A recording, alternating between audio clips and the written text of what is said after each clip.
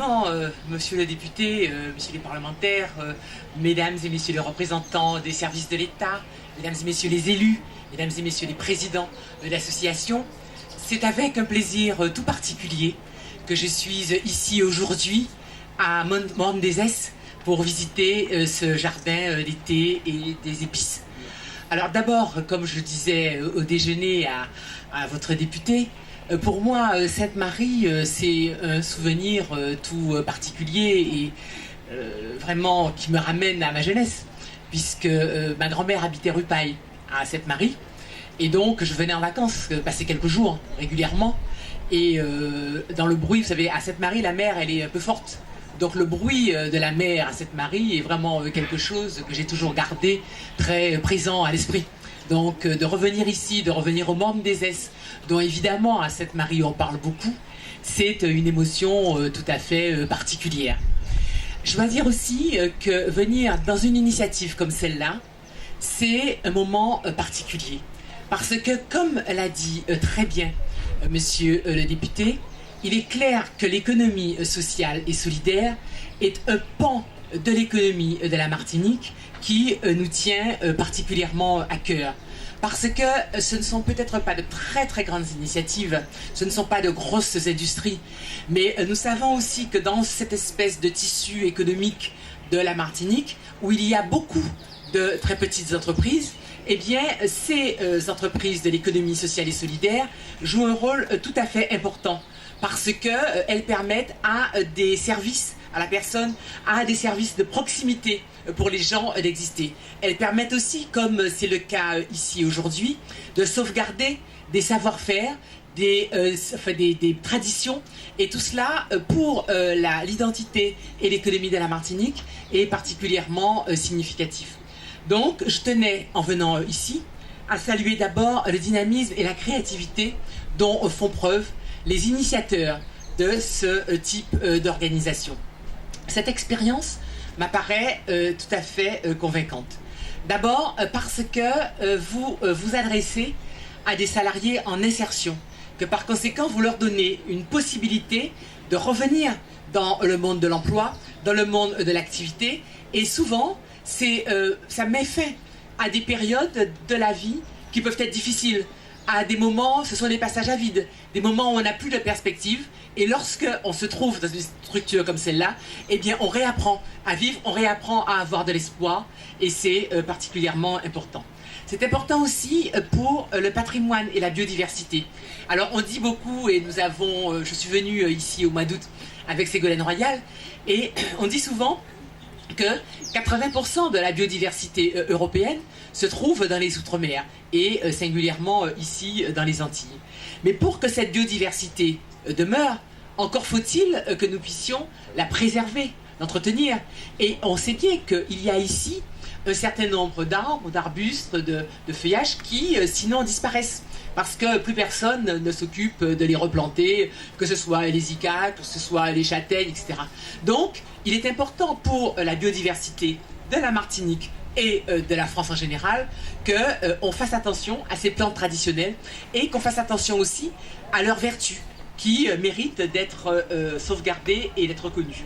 Donc je crois que vous avez, en vous attachant à cette activité ici, vous aidez à ce qu'il y ait des secteurs clés de l'économie de la Martinique et de l'identité de la Martinique qui ne disparaissent pas, qui soient sauvegardés. Nous savons que dans l'économie sociale et solidaire, il y a des gisements d'emplois considérables. Par exemple, dans ce qui concerne la santé, les services à la personne, il y en a tout ça avec les évolutions démographiques. Notamment, nous savons qu'aujourd'hui à la Martinique, il y a beaucoup de gens qui sont revenus à la retraite et qui par conséquent, quand ils prennent de l'âge, ils ont besoin qu'on s'occupe d'eux et qu'il y ait des personnes autour d'eux. Donc dans tout cela, l'économie sociale et solidaire est une manière de permettre à ces besoins, qui sont des besoins humains fondamentaux, d'être pris en compte. Je voudrais signaler aussi que l'économie sociale et solidaire, c'est quelque chose qui s'adapte aux besoins et à la réalité d'un territoire. C'est justement parce que ce sont de petites initiatives qui sont menées par des gens qui connaissent bien localement les besoins, qui connaissent bien le terroir, que ces initiatives sont tout à fait importantes. Et sur surcroît, ça crée des emplois qui sont des emplois pérennes et non délocalisables. Donc effectivement, il y a un emploi par-ci, un emploi par-là, mais au total, cela permet de mailler le territoire et donc de redonner de l'activité, de l'espoir à beaucoup de gens.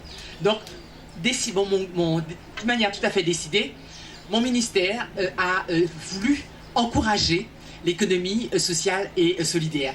Et c'est la raison pour laquelle nous avons signé des conventions avec la Caisse des dépôts, de manière, et elle a dit, parce qu'il se fait un très bon travail, aidant les petits créateurs d'entreprises à suivre leur projet, à le mettre en forme, à être accompagnés, parce qu'au début, quand on crée une entreprise, eh bien, on doit affronter des difficultés. Il y a des tas de choses qu'on ne sait pas faire. Bon, et par conséquent, on a besoin d'être accompagné. Et c'est le travail que fait l'ADI, c'est le travail que fait une association comme la vôtre, et par conséquent, cet accompagnement peut être tout à fait décisif pour permettre aux créateurs de ne pas se décourager et d'aller de l'avant. Donc aujourd'hui, nous allons signer des conventions qui sont des déclinaisons des conventions nationales qui ont été signées. Et pour moi, c'est quelque chose qui est un acte tout à fait important. D'abord, ici, avec la Chambre régionale de l'économie sociale et solidaire, il y a cet engagement pour le recrutement des emplois d'avenir. Vous savez que nous nous sommes battus au niveau national pour qu'il y ait un nombre suffisant d'emplois d'avenir dans les Outre-mer. Maintenant, c'est vrai que sur le terrain, il faut que ces possibilités soient exploitées au maximum parce que là encore, c'est une manière de mettre le pied à l'étrier à un certain nombre de jeunes.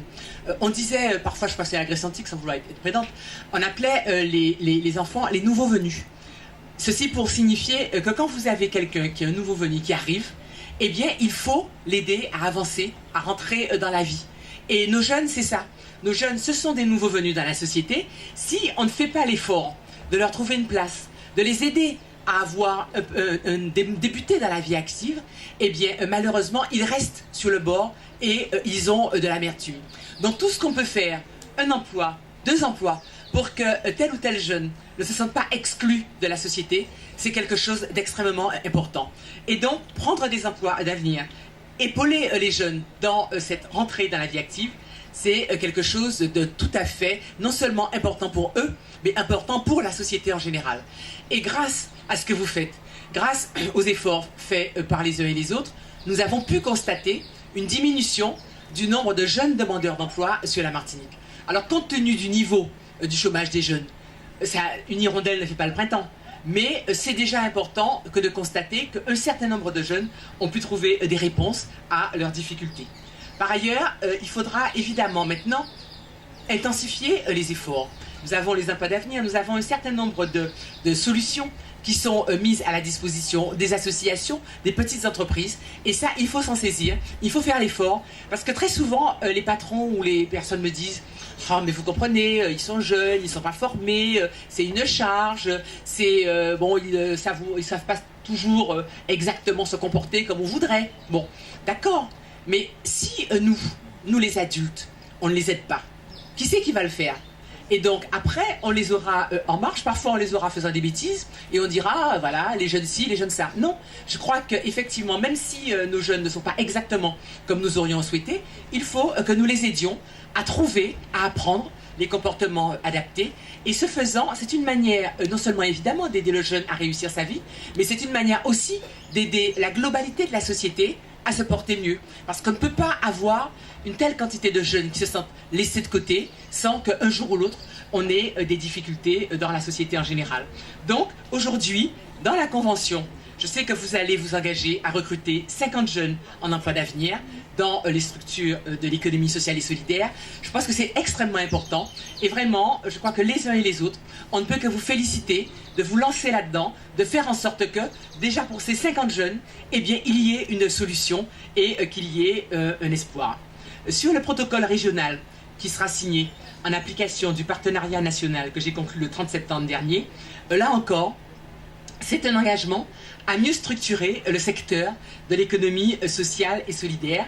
Donc, comme je le disais, d'une part, aider les entrepreneurs à ce que leur entreprise fonctionne, déjà pour leur emploi propre, mais aussi maintenant les aider à recruter un premier emploi. parce que c'est le moment où effectivement l'entreprise se développe, parce qu'on peut embaucher quelqu'un.